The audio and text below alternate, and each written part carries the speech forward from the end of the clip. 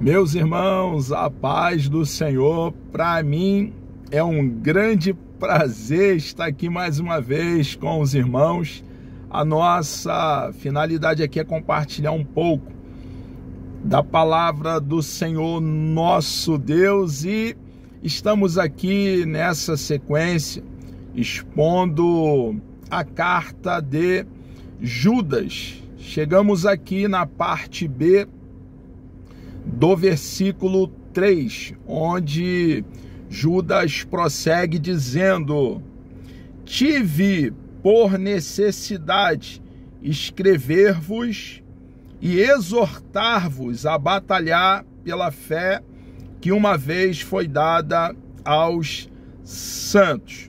Judas, então, como falamos na exposição anterior, estava desejoso de falar da comum salvação, do evangelho, do plano bendito, elaborado por Deus Pai, colocado por Ele em execução, de resgatar a humanidade caída. Ele então aqui tem por necessidade batalhar pela fé que uma vez foi dada aos santos. O que estava ocorrendo nessa ocasião é que muitos mestres, e alguns até se levantando dentro dos nossos arraiais, homens que uma vez abraçou a causa, mas apostatando-se da fé, abandonando a fé, permanecia dentro do acampamento, dentro do grupo de irmãos que na ocasião ali estavam reunidos para adorar o nosso Senhor e Salvador Jesus Cristo. Paulo já havia alertado que depois da sua partida, muitos lobos se infiltrariam no rebanho para causar confusão, e aqui estava ocorrendo que Paulo e outros apóstolos também já havia alertado. Então, Judas, ele está exortando. Observe que essa palavra exortar aqui não é tão somente animar. A ideia no grego é de um comandante dando ordem a seu exército. Realmente é uma batalha. Mestres aqui, infiltrado dentro da igreja, estava trazendo doutrinas contrárias às doutrinas dos apóstolos, que os apóstolos receberam da parte do nosso Senhor e Salvador Jesus Cristo, quando do ministério público do nosso Senhor, que durou 3 anos a 3 anos e meio, eles ali foram ensinados. Esses falsos mestres se introduziram dentro do rebanho, trazendo muitas complicações e afirmando aquilo que o nosso Senhor e Salvador Jesus Cristo e os apóstolos nunca afirmaram. Então, quando Judas ele coloca aqui, tive por necessidade escrever-vos, era urgente dentro daquele contexto, dentro daquele cenário, ele então exortar a batalhar pela fé que uma vez foi dada aos santos. A fé que foi dada aos cristãos foram as doutrinas dos apóstolos, que a igreja permanecera nela, orando, jejuando, em comunhão, no partir do pão, ajudando na obra social os necessitados e mantendo a sã doutrina. Por que se introduziram? Qual foi o motivo de Judas estar aqui? E observe, irmãos, que Judas foi inspirado pela terceira pessoa da Santíssima Trindade. O Espírito de Deus soprou para dentro dele o que ele está registrando com isenção de erro. Os céus e a terra passarão, mas as palavras do nosso Deus jamais passarão. O que nós estamos aqui examinando, estudando e ponderando são verdades eternas para cada um de nós. O texto sagrado da carta de Judas falou no primeiro século e continua falando hoje, no século 21, para a igreja odierna, do contexto atual. Qual foi o motivo que levou Judas a falar, exortar, dar uma ordem, como um comandante dando uma ordem a um exército?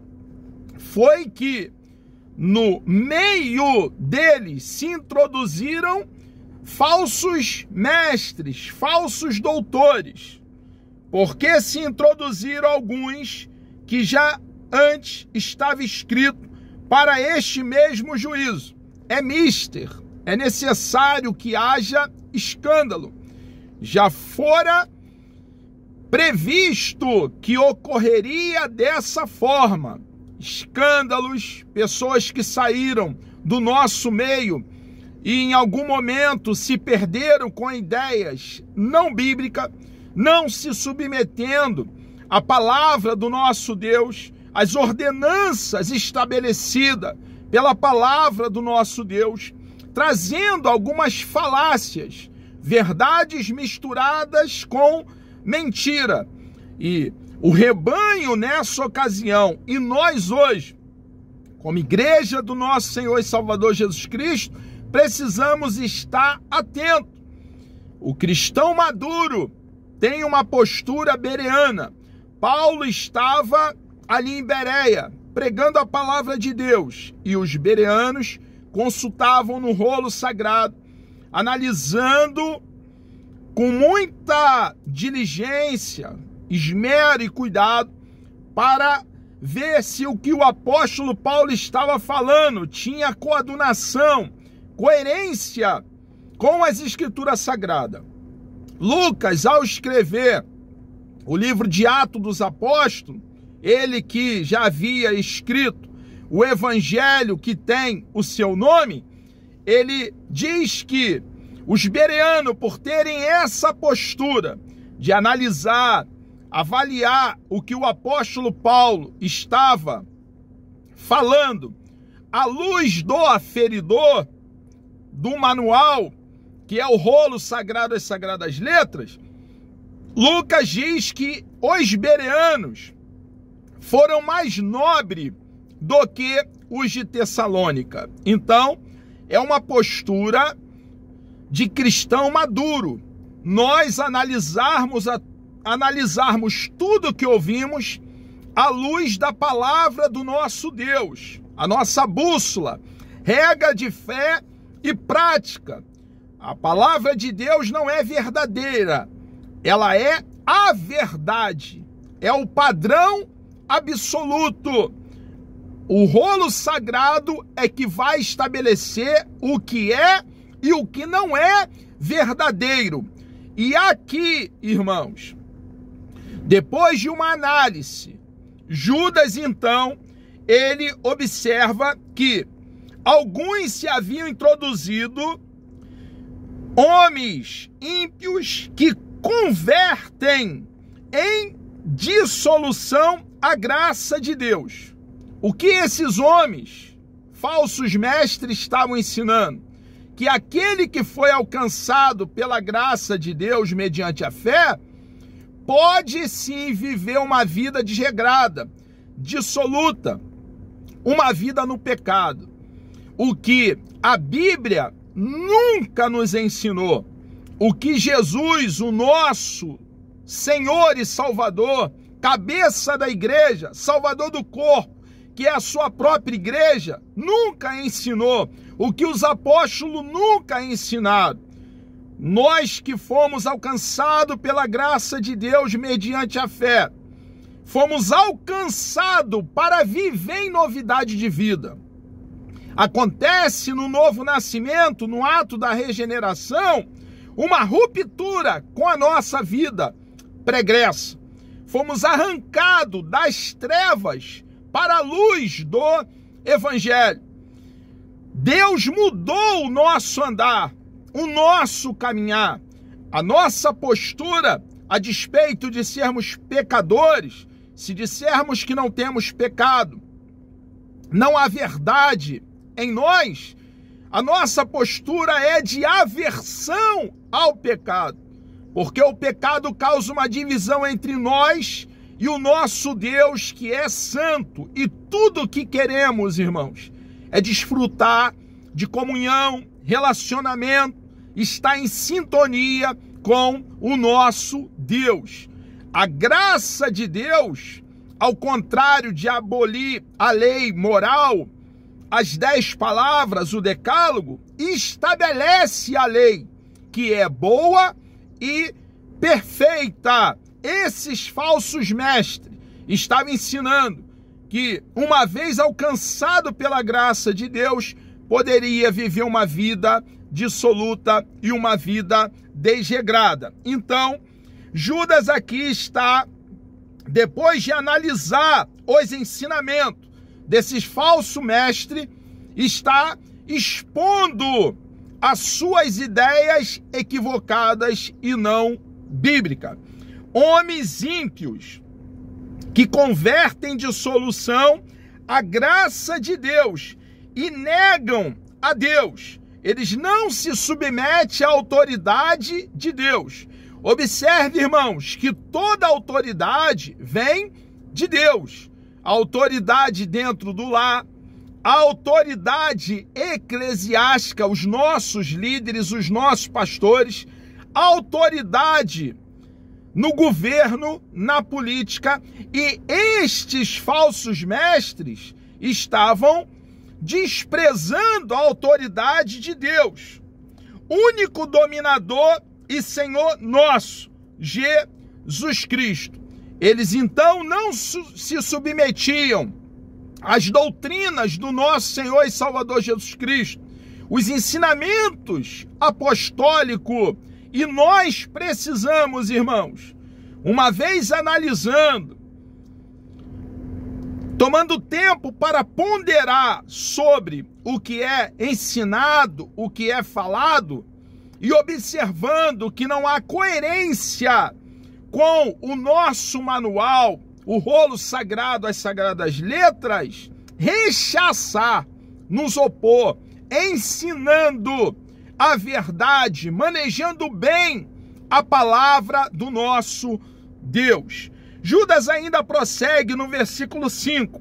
Mas quero lembrar-vos como a quem já uma vez soube isto. É muito interessante essa colocação de Judas aqui, porque dá a impressão que ele está falando para cristãos judeus, mas também nos traz aqui um ensinamento de que ele está falando para cristãos que conhecem o Antigo Testamento. Olha a afirmação que ele faz no versículo 5. Mas quero lembrar-vos como a quem já uma vez soube isto. Soube o quê?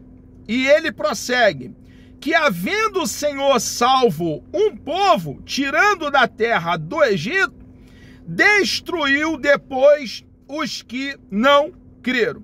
Judas aqui está então falando para cristãos que têm conhecimento do que Deus fizera com os descendentes de Abraão, Isaque e Jacó. O que Deus fizera com Israel, arrancando Israel da casa da servidão, debaixo do jugo de Faraó, dos açoites dos egípcios.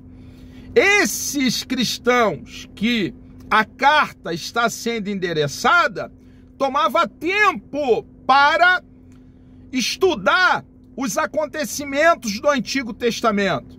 O Antigo Testamento é a fundação, o princípio do livro de Deus. Como, irmãos, entenderemos o Novo Testamento desprezando o Antigo Testamento? Quanto mais entendermos o Antigo Testamento, melhor ficará para entendermos o Novo Testamento. O Antigo Testamento é a fundação, o radier, o concreto com equilíbrio, a abertura no solo, o alicerce.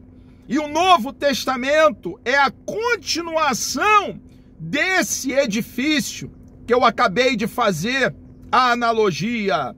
Então, o livro de Deus tem princípio, meio e fim. Como vamos pregar o evangelho com clareza? Entender o plano bendito, precioso de salvação, se não estudarmos o início do livro, o livro de Gênesis. Esses cristãos aqui, eles conheciam os acontecimentos do Antigo Testamento. É muito interessante que o próprio Judas, irmão do nosso Senhor e Salvador Jesus Cristo, ele está registrando no primeiro século, e ele mesmo faz uso do Antigo Testamento, porque entende o valor de todo o rolo sagrado. A Bíblia é um todo. A Bíblia não pode ser fragmentada. Precisamos entender, juntar os mais de 31 mil versículos bíblicos para então entender o querer de Deus para as nossas vidas. Judas, então, ele prossegue, mas quero lembrar-vos, ele quer trazer à memória daqueles cristãos o que eles já tinham conhecimento, como a quem já uma vez soube isto, que havendo o Senhor salvo um povo, tirando da terra do Egito, destruiu depois os que não creram.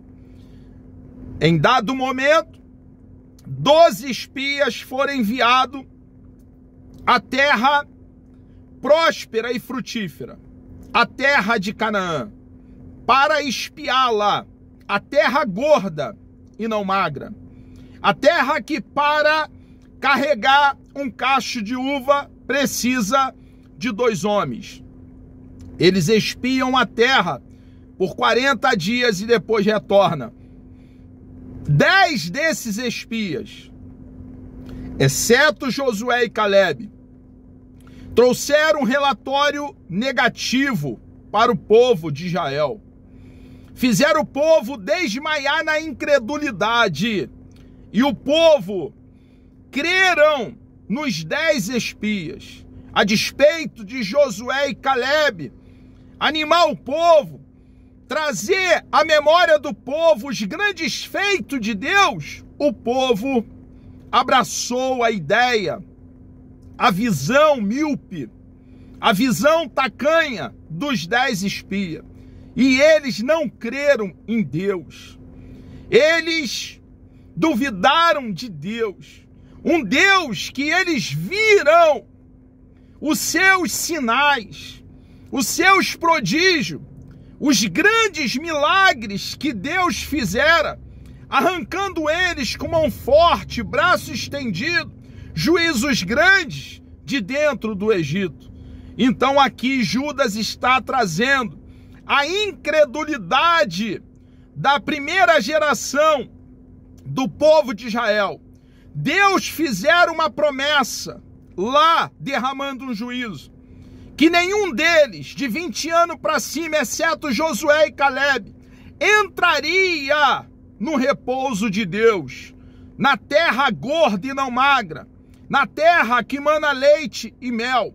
E todos foram sepultados naquele deserto, porque Deus não tolera a incredulidade do seu povo.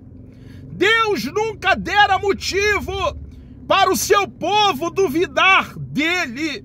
Nós temos motivo, olhando para o autor e consumador da nossa fé, em crer nele de todo o coração.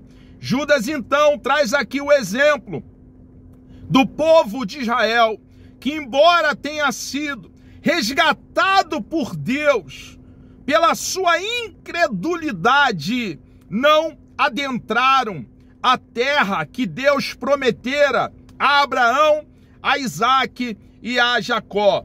Judas ainda prossegue e ele traz mais um exemplo, e dessa vez é um exemplo de rebeldia. No versículo 6 ele diz: esse liga ao assunto anterior que ele ainda está tratando.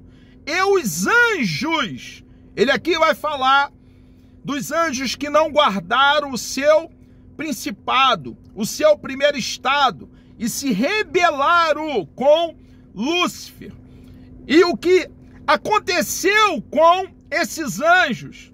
E os anjos que não guardaram o seu principado, mas deixaram a sua própria habitação, Deus então os reservou na escuridão e em prisões eternas até o juízo daquele grande dia. Então temos um exemplo no povo de Israel, no versículo 5, de incredulidade. Agora temos um exemplo nos anjos que não guardaram o seu primeiro estado, de rebelião contra Deus. Deus não tolera rebelião. Observe que esses anjos tinham no seu primeiro estado comunhão com Deus, estavam lá na eternidade, próximo de Deus, mas devido à sua rebelião, Deus derramou juízo sobre eles.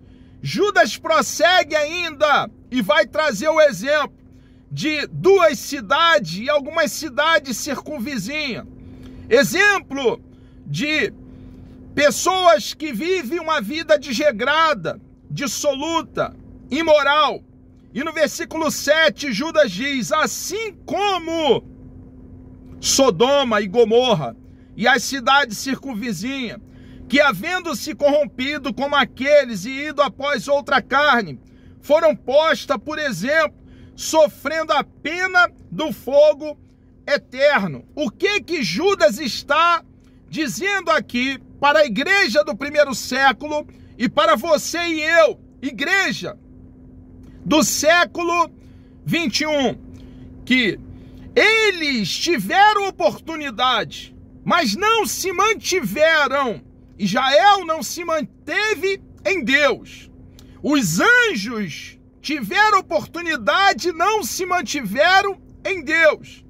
As cidades de Sodoma e Gomorra tiveram oportunidade de guardar a lei de Deus e permanecer em Deus, mas eles não viveram uma vida coadunada com a vontade de Deus. E todos tiveram algo em comum: receberam o juízo da parte de Deus. Judas está dizendo aqui que aqueles que dizem que foram alcançados pela graça mediante a fé, mas vive chutando a graça de Deus como se a graça de Deus fosse uma lata vazia, cuspindo na graça de Deus como se a graça de Deus fosse algo debalde, inútil. Esses receberão o juízo da parte de Deus. Ao contrário do que os falsos mestres estavam ensinando, que a graça de Deus é possível vivê-la no pecado, Judas está ensinando a igreja que não, que aquele que foi alcançado pela graça de Deus mediante a fé e vive no pecado, e diz ter sido alcançado, nunca foi alcançado pela graça de Deus, porque alguém ferido pelo evangelho, a despeito de ser pecador, tem prazer em agradar a Deus e viver atrelando a sua vontade, a vontade daquele que nos resgatou das trevas para a luz do seu amor. Judas, então, prossegue no versículo 8. E contudo, dando fechamento do que ele está doutrinando a igreja, ensinando a igreja do primeiro século e nós hoje, igreja do século 21. E contudo, também estes, semelhantemente adormecidos, contaminam a sua carne e rejeitam a dominação e vituperam as autoridades, desprezam as autoridades, a autoridade de Deus. Ele está dizendo que esses falsos mestres, assim como Israel foi incrédulo, assim como os anjos foram rebeldes, se rebelaram, assim como Sodoma e Gomorra viveram vida desregrada, dissoluta, esses falsos mestres vivendo o que eles estão vivendo na prática do pecado, receberão também o juízo da parte de Deus. Amados, chegamos aqui ao término dessa exposição, Deus nos dando vida até lá, querendo o nosso amado e bondoso Deus. Na próxima, nós comentaremos aqui a partir do versículo 9. Vamos orar? Deus amado, nós louvamos o teu nome, engrandecemos a tua pessoa bendita. Obrigado, meu Deus, por essa grande oportunidade de aqui estar compartilhando da tua palavra com verdade, dando um corte reto, ó Deus, com o rolo sagrado. Somos completamente dependentes da tua orientação, do teu governo. Ajuda-nos, ó Pai, porque sem o Senhor não conseguimos dar um passo. Peço uma bênção especial sobre a vida de todos teus filhos que estarão participando dessa preciosa aula que o Senhor tem nos orientado e nos ensinado. Entregamos nossas vidas nas tuas mãos. Peço um dia abençoado, produtivo, na tua presença. Por favor, meu Deus, nós assim oramos e lhe agradecemos por tudo, em nome de Jesus.